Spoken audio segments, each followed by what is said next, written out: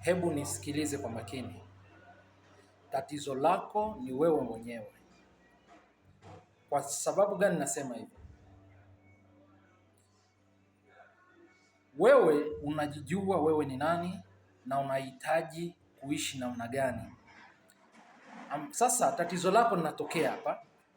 Wakati unajijua na kujifahamu mwenyewe na unajua jinsi unapaswa kuishi, unakuwa unapenda kuishi kutokana na jinsi watu wanapenda wewe uwe.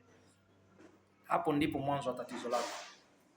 Angalia, 80% ya shida inayompata mtu ni kwa sababu anataka kujifananisha au kujifanya.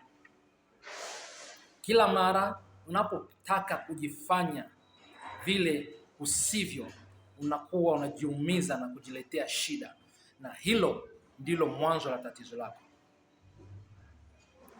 Unapenda kuamrisha upendwa ijapokuwa ndani yako upendi.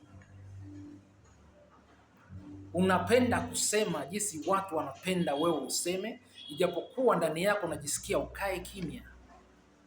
Unapenda kuonekana wakati ndani yako unajisikia ufichame, lakini kwa sababu watu wanapenda uonekane na unaenda kuonekana, na hiyo inaleta shida.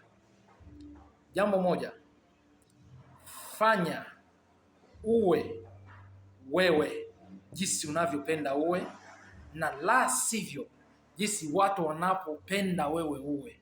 Maana unapofanya matakwa ya hao watu, gundua kitu kimoja, hapo ndipo mwanzo wa tatizo lako.